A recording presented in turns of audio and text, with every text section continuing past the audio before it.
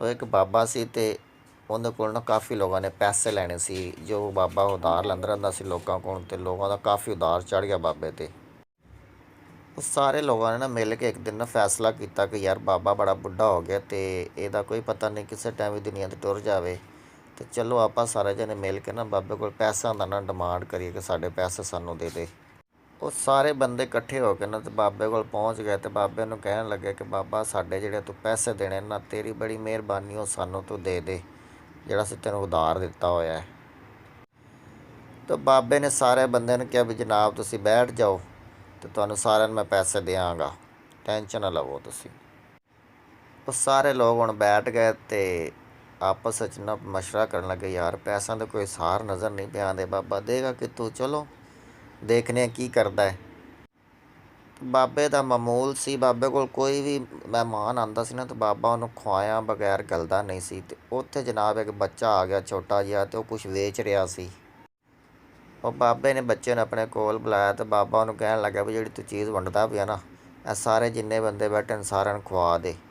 ਤੇ ਉਹ ਬੱਚਾ ਬੜਾ ਖੁਸ਼ ਹੋਇਆ ਵੀ ਮੇਰੀ ਚੀਜ਼ ਇੱਥੇ ਅੱਜ ਤਾਂ ਵਿਕ ਜਾਏਗੀ, ਮੇਰਾ ਤਾਂ ਮੌਜਾਂ ਹੋ ਗਈਆਂ। ਉਹਨੇ ਜਨਾਬ ਸਾਰੇ ਬੰਦਿਆਂ ਨੂੰ ਚੀਜ਼ ਆਪਣੀ ਖਵਾ ਦਿੱਤੀ ਜਿਹੜੀ ਵੇਚ ਰਿਹਾ ਸੀ। ਉਹ ਸਾਰੇ ਬੰਦੇ ਪੈਸੇ ਲੈਣ ਵਾਸਤੇ ਬੈਠੇ ਸੀ, ਹੁਣ ਉਹ ਬੱਚਾ ਵੀ ਵਿੱਚ ਬੈਠ ਗਿਆ। ਤੇ ਉਹ ਬੱਚੇ ਨੇ ਬਾਬੇ ਨੂੰ ਕਿਹਾ, ਬਾਬਾ ਜੀ ਮੇਰੇ ਇੰਨੇ ਪੈਸੇ ਬਣ ਗਏ, ਮੈਨੂੰ ਦਿਓ ਮੈਂ ਜਾਵਾਂ। ਬਾਬੇ ਨੇ ਕਿਹਾ ਵੀ ਆ ਸਾਰੇ ਵੀ ਪੈਸੇ ਲੈਣ ਵਾਸਤੇ ਬੈਠੇ ਨੇ, ਤੇ ਤੂੰ ਵੀ ਥੋੜ੍ਹੀ ਦੇਰ ਇੰਤਜ਼ਾਰ ਕਰ ਲੈ, ਪੈਸੇ ਆਉਣ ਵਾਲੇ ਨੇ। ਉਹ ਬੱਚਾ ਕਿਉਂਕਿ ਛੋਟਾ ਸੀ ਤੇ ਉਹਨੂੰ ਲੱਗਿਆ ਕਿ ਮੈਨੂੰ ਪੈਸੇ ਨਹੀਂ ਦੇਣਗੇ, ਤੇ ਉਹ ਜਨਾਬ ਨਾ ਰੋਣ ਲੱਗ ਪਿਆ, ਵਾਹ ਵਾਹ ਰੋਣਾ ਵੀ ਮੈਂ ਅਗਰ ਪੈਸੇ ਨਾ ਲੈ ਗਿਆ ਤਾਂ ਮੇਰੀ ਤਾਂ ਮਾਂ ਮੈਨੂੰ ਮਾਰੇਗੀ, ਤੇ ਚੀਜ਼ਾਂ ਸਾਰੇ ਤੁਸੀਂ ਖਾ ਲਈਆਂ ਨੇ। ਬੱਚਾ ਜਦੋਂ ਰੋਣ ਲੱਗ ਪਿਆ ਨਾ, ਤੇ ਇੱਕ ਬੰਦਾ ਬਾਬੇ ਕੋਲ ਆਇਆ, ਥੈਲੀ ਦੇ ਗਿਆ ਬਾਬੇ ਨੂੰ। ਉਹ ਜਨਾਬ ਬਾਬੇ ਨੇ ਥੈਲੀ ਖੋਲ੍ਹੀ ਤੇ ਵਿੱਚ ਬਹੁਤ ਸਾਰੇ ਪੈਸੇ, ਬਾਬੇ ਨੂੰ ਸਾਰਿਆਂ ਨੂੰ ਨਾ ਪੈਸੇ ਦਿੱਤੇ ਤੇ ਉਹ ਬੱਚੇ ਨੇ ਵੀ ਪੈਸੇ ਦਿੱਤੇ। ਹੁਣ ਉਹ ਬੰਦੇ ਕਹਿਣ ਲੱਗੇ ਕਿ ਬਾਬਾ ਜਦੋਂ ਪੈਸੇ ਤੂੰ ਦੇਣੇ ਸੀ ਤਾਂ ਜਲਦੀ ਦੇ ਦਿੰਦਾ, ਸਾਡਾ ਇੰਨਾ ਟਾਈਮ ਵੇਸਟ ਕੀਤਾ ਹੀ, ਤੈਨੂੰ ਜੋ ਪਤਾ ਸੀ ਪੈਸੇ ਦੇਣੇ ਨੇ।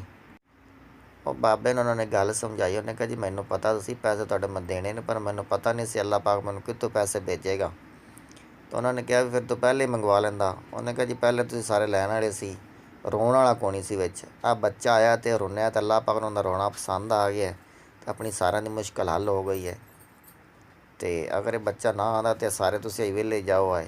ਤੇ ਇਸ ਵਾਸਤੇ ਜਦੋਂ ਵੀ ਅੱਲਾਹ ਪਾਕ ਕੋਲ ਮੰਗੋ ਤੇ ਇਹਦੇ 'ਚ ਰੋਵੋ ਜ਼ਰੂਰ, ਤਾਂ ਕਿ ਤੁਹਾਡੀ ਮੁਰਾਦ ਜਲਦੀ ਪੂਰੀ ਹੋ ਜਾਏ। वीडियो अच्छी लगे तो शेयर करना। खुश रहें। अल्लाह हाफिज़। अस्सलाम वालेकुम वरहमतुल्लाहि वबरकातुहू।